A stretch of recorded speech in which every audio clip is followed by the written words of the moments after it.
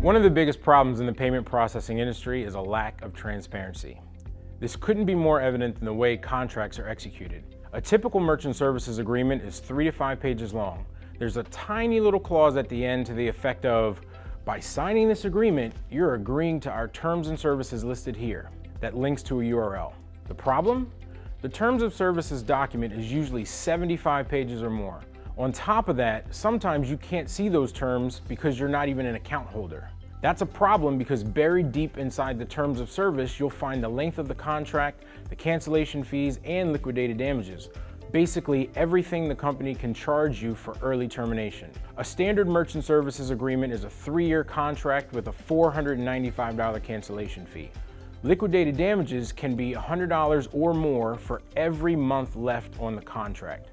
So if you're halfway through the contract and find a better deal elsewhere, what you didn't know about the terms of services could really cost you. Let's say you decide to ride out the contract.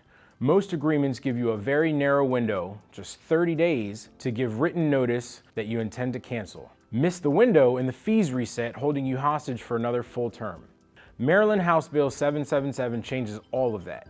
Starting October 1st, the signature page of the Merchant Services Agreement must spell out the length of the agreement, cancellation fees, liquidated damages, and the renewal date. Each item must be listed in 12-point bold font, and each one must be initialed by the merchant. And that's not all. Combined fees for terminating an agreement cannot exceed $500.